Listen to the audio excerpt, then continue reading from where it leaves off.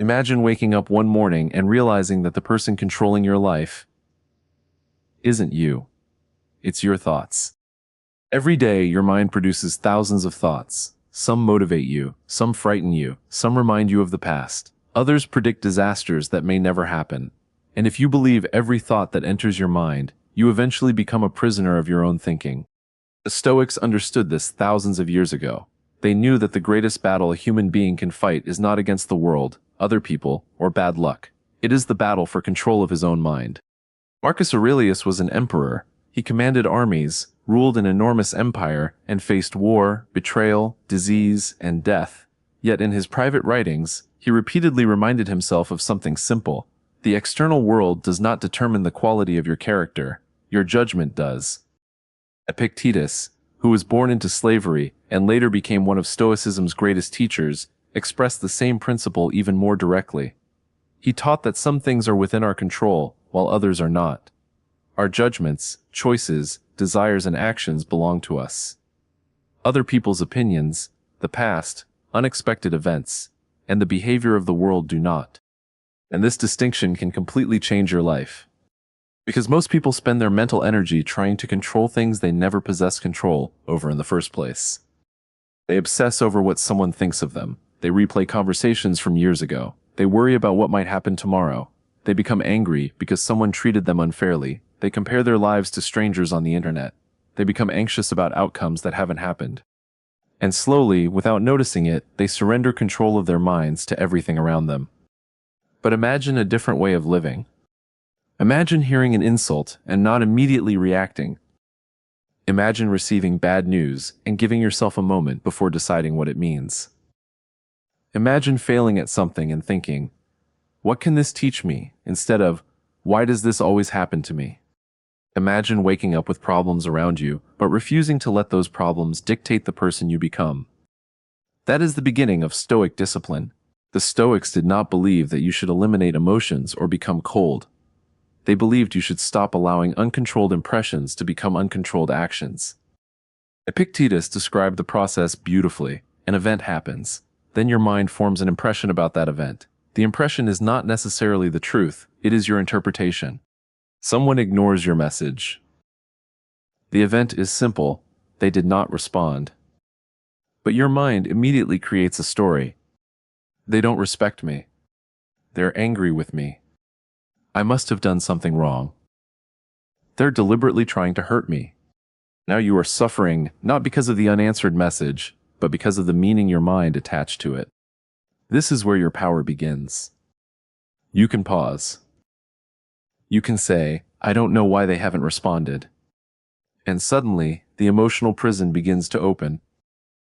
The Stoic does not ask, "How do I control everything that happens?" He asks, "How do I control my response to what happens?" That question is the difference between slavery and freedom. Consider Marcus Aurelius sitting alone at night, surrounded by the weight of an empire. He could not control whether enemies would attack. He could not control whether people would betray him. He could not control illness or death. But he could control whether he became bitter. He could control whether he acted with justice. He could control whether he allowed fear to dictate his decisions. He could control what kind of man he would be. And that is the secret most people overlook. You do not need to control the world to control your life. You need to control the part of the world that actually belongs to you. Your mind, your judgments, your choices, and your actions.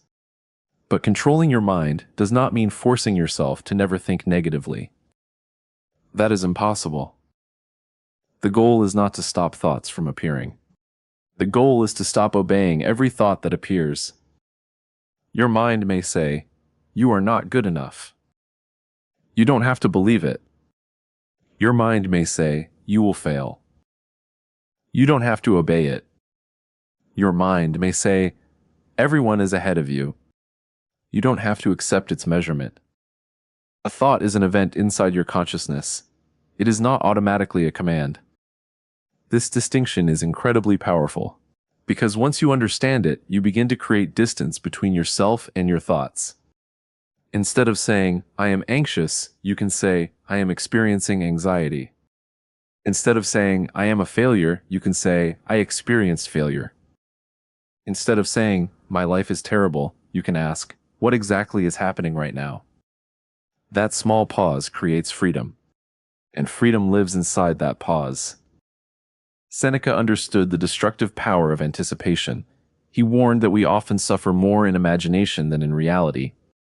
Think about how much suffering in your life has come from things that never happened. The conversation you feared, the rejection you imagined, the disaster you predicted, the failure you rehearsed 100 times, the future you spent hours worrying about. And then, sometimes, none of it happens. Yet you suffered as if it had already occurred. This is why Stoicism teaches you to return to reality. Not yesterday. Not tomorrow. Now. What is actually happening? What is within my control? What action can I take? These questions cut through mental chaos. But there is another enemy you must learn to recognize: impulsive reaction. Modern life trains you to react instantly. A notification appears, you check it. Someone posts something offensive, you respond. Someone criticizes you, you defend yourself. Something goes wrong, you complain. You feel uncomfortable, you escape into entertainment. You become bored, you reach for your phone. You feel uncertain, you search for reassurance. Every instant reaction strengthens a habit. And eventually, you stop choosing your behavior. Your impulses choose for you. This is exactly what the Stoics warned against. A person who cannot tolerate discomfort becomes controlled by comfort. A person who cannot tolerate criticism becomes controlled by other people's opinions. A person who cannot tolerate uncertainty becomes controlled by fear. A person who cannot tolerate boredom becomes controlled by distraction. So if you want to control your mind, begin by training yourself to pause. When something provokes you, wait.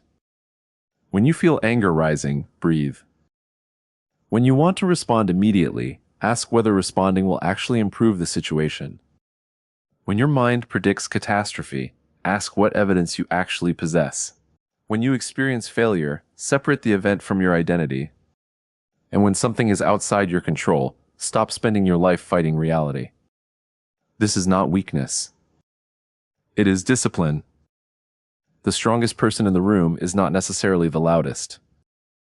It is often the person who can remain calm when everyone else has lost control. Marcus Aurelius wrote about remaining like a rock against which the waves continually break.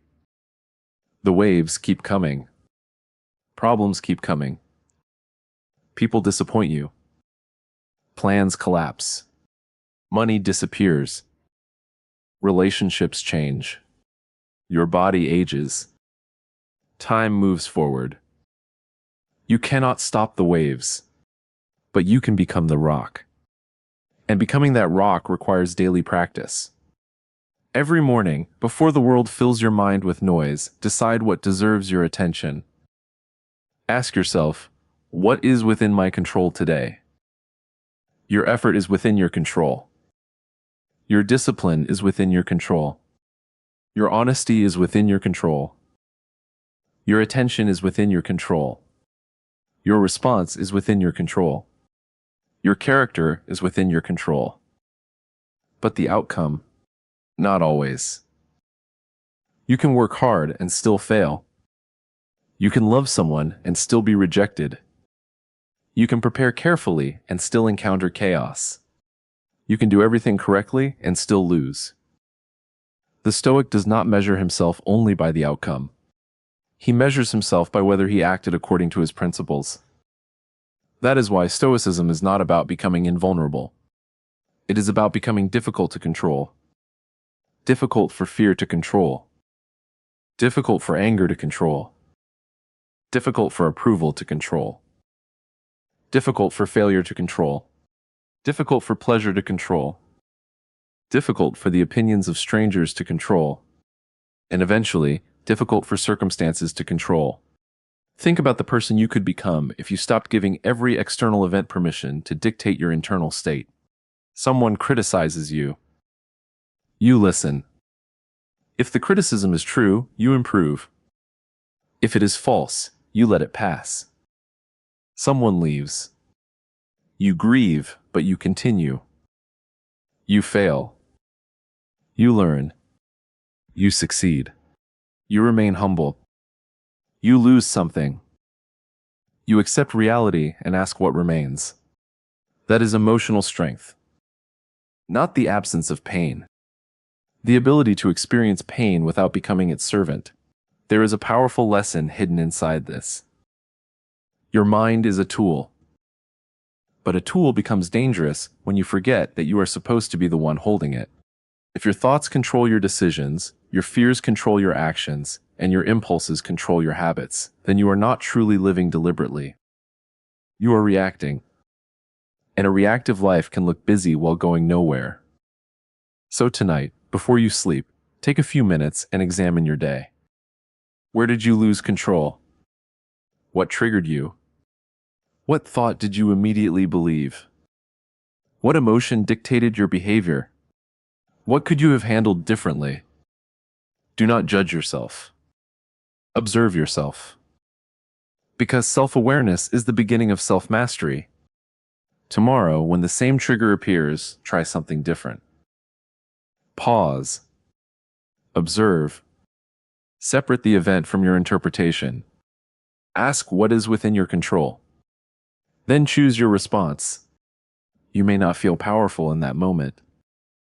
But power is not always a feeling. Sometimes power is simply refusing to surrender. And if you practice this long enough, something remarkable begins to happen. The world does not necessarily become easier. You become stronger. The problems may remain, but they no longer possess the same authority over you. People may still disappoint you, but their behavior no longer determines your character. Failure may still hurt, but it no longer defines you. Uncertainty may still frighten you, but it no longer commands you. And eventually, you discover what Marcus Aurelius, Epictetus, and Seneca understood centuries ago. The greatest victory is not conquering the world. It is refusing to let the world conquer your mind. So remember this the next time anger rises, the next time fear speaks, the next time someone tries to provoke you, the next time your mind tells you that you are not enough. Stop. Take a breath. Look at the thought. And ask yourself, is this true or is this simply an impression? Because between what happens to you and what you do about it, there is a space. Inside that space is your judgment. Inside that judgment is your choice. And inside that choice is your freedom. Control your mind before it controls you. Because if you do not decide what deserves your attention, the world will decide for you. If you do not decide what deserves your emotions, other people will decide for you. If you do not decide what deserves your energy, distractions will consume it. And if you do not decide who you want to become, circumstances will shape you into whatever they find convenient. Your life is being built in the smallest moments you barely notice. The pause before you react. The decision to continue when quitting feels easier. The refusal to let resentment become your identity. The courage to accept what you cannot change. The discipline to act on what you can. That is where your freedom lives. Not in controlling the world, but in mastering yourself. And perhaps, at the end of your life, the greatest question will not be how much you achieved, how much money you made, or how many people admired you. It will be much simpler. When life tested your mind, did you remain its master? Or did you become its prisoner? The answer is being written right now. In this moment. By the thought you choose to believe. By the emotion you choose not to obey. And by the action you choose to take next.